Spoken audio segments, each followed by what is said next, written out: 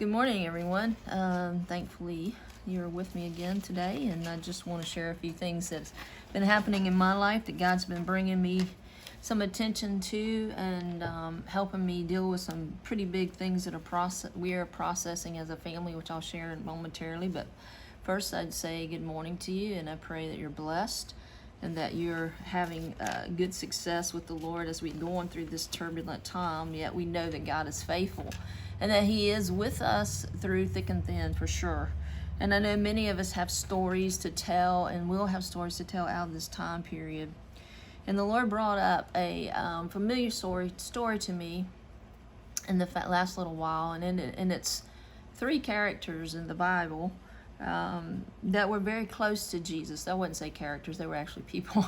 And but Jesus loved this family very much, and they are Mary, Martha, and Lazarus.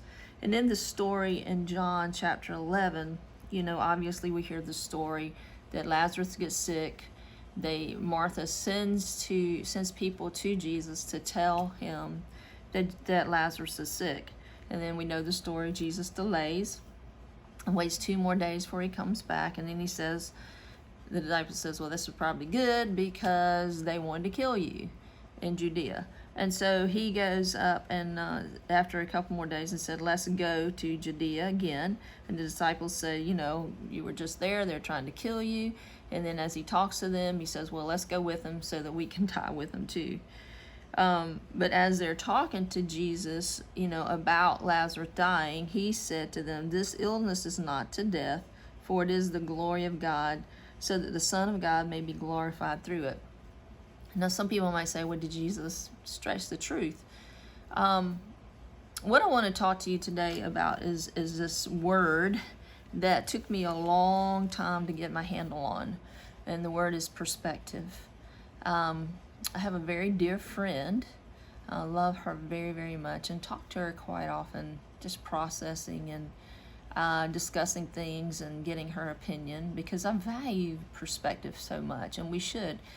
And we got to one discussion years and years ago. We never could agree. We just couldn't agree. And I just said, what is the problem, Lord? I know her heart. I know she is very brilliant, very smart. But we just kept butting heads. And I said, Lord, what does this mean? And there was this, we grew up in Virginia in a little place called Laurel Fork. From the age of 9 to 18, that was the years that I was there. And we would look out over the mountain range, and there's one mountain called Buffalo Mountain, and it had a tower on it. And you could go up on this mountain, and the elevation, I think, was like 3,200 feet. So you could go up this mountain and see the different ridges and all this, which was really an experience that anybody that came to see us, we would go up. Well, on the travel up, the mountain at the angle that we looked at from our home, it did look kind of like a little humpback, you might say. And the fire tower was on top. When you got ready to go up the mountain, to go up to the top of the mountain, you would come to one point and the mountain would look kind of like a razorback, and the tower would be on it. And the only reason you knew it was Buffalo Mountain was because of the tower.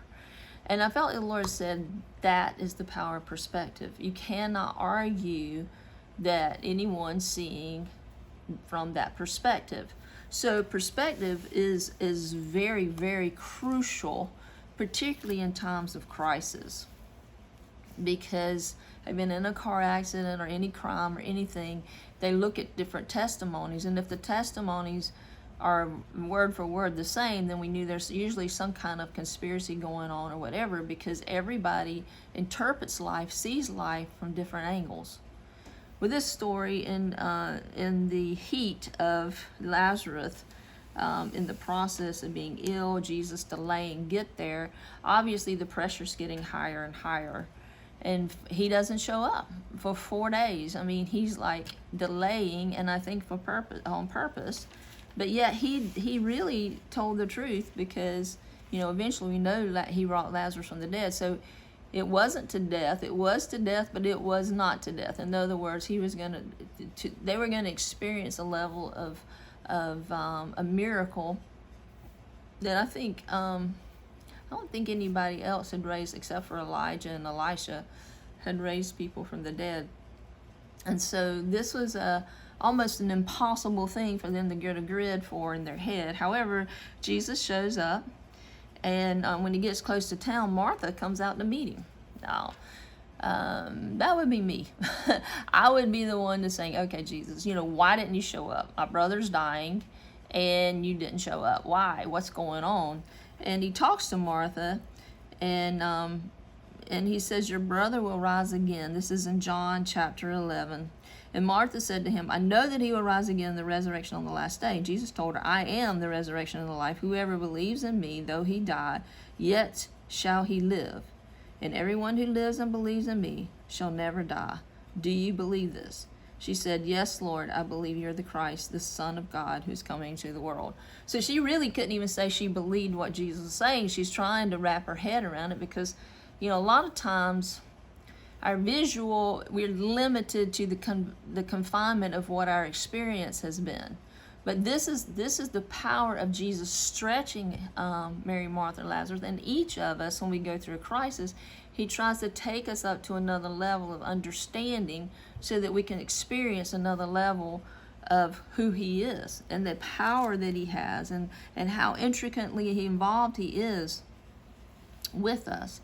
So Martha goes back and talks to Mary in private and says, look, Jesus is looking for you. So she goes out to talk to him, and she has been weeping and trying to, grieve the loss of her brother.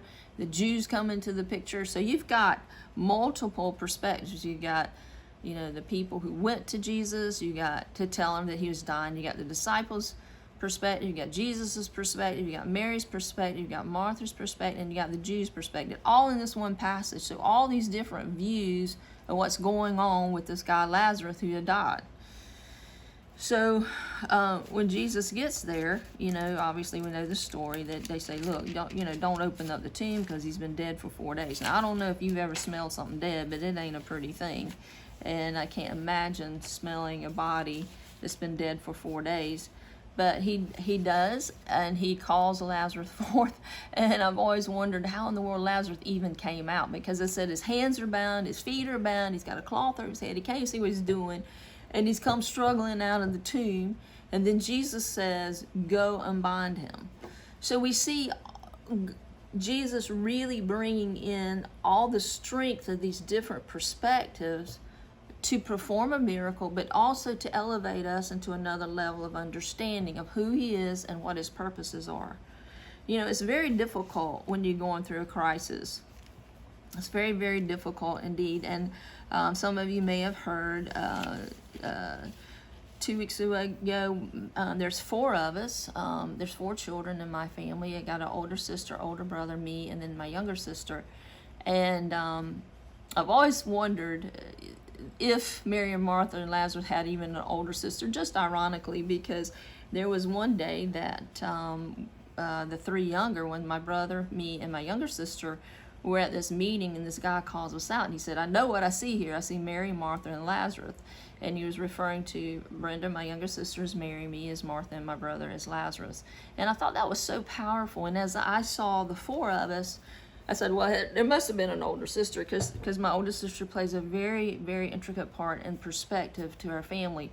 So as our mother got ill, we went to see her on Sunday. They called us on Wednesday, said she's dying. We go back. She gets a little better. We get back on Friday. She's dying. With Saturday morning, she had passed. So as of yesterday, it's been 2 weeks, and it was a bit of a shock, because we hadn't been able to spend a lot of time with her, because she is in a nursing home, or was in a nursing home, and they were limiting our hours because of the virus. And so we were just kind of caught a little bit unaware. And when you go into a crisis, for us, obviously we went through the death of our dad a couple of years ago, but this was a little different. There is no rule book. Step 1, do this. Step 2, do this. Step 3, do this. And any time of an experience, when it's real time, you don't have time to read a manual. Well, do this, do this, do this. When you get something in the mail, it tells you you can put something together. Instruction 1, 2, 3, 4. So experience and trial and error has brought these step 1, 2, and 3, 4 to sharpen it so others don't experience the same thing. Well, there was no rule book. And there's no rule book for you today, per se. You don't know what's going to happen. You don't know what is going to be overturned, whether you're going to be blessed, whether you experience a crisis. But the thing is we do know who is with us. We have Jesus who was there, and he is the center. He's the center, he's the center of the storm. He's the center of our life. In Acts 17, verse 28, I want to read this to you. It says, "In him we live and move and have our being. As some of you poets have said, for we are indeed his offspring." So if we are in him and he is in us, we should have peace. See, we look back on this story of Mary, Martha, and Lazarus. Well, what would I have done? What could I have done? What should I have done? And we really don't know what we would do or have do until we've done it. I've heard people say, well, I wouldn't have done it like you did that. Well, you don't know that. You really don't know what you would do if you were in somebody else's shoes. And I think right now, with everything that's happening globally, in your family and everything else, we need to be super sensitive to realize that, our perspective is somewhat limited because we only have a piece of the puzzle. We only have one piece. And I think that's where God's trying to bring the body of Christ around and say, look, we need to glean from each other's perspective. And going back to my friend about the buffalo mounting, I had to go back to her and say, look, I apologize. I finally see what you're saying. You're saying you see this at a different angle. And because we were getting a little bit heated with our conversations. But after we understood that we see things from different angles, then we can respect and appreciate and glean from each other. So, the second commandment is, well, the first commandment is love the Lord thy God with all the heart, soul, and strength. And the second one is to love thy neighbors thyself. We forget that we're supposed to love ourselves, but we need to love ourselves so that we can love others and appreciate them and their perspective. So enjoy, my friends. I pray that you'll have opportunity to use this and explore the advantage of having different perspectives and different expectations that we put on each other, because sometimes we can do damage by our expectation. And I know that we get frustrated with each other. The heat's been up on us this week. There's been tension among the siblings trying to figure out what to do, because this is almost like a double whammy. We've grieved our father, but we've grieved our father and our mother together this round, and it's caused some little bit of tensions, but overall I think we've done really, really well, and I do believe that we'll come out stronger than ever and love each other more. And that's what our heritage is our love for each other and our love for the Lord. So blessings. I pray you're all doing well, and we'll talk to you again soon. Talk to you later. Bye-bye.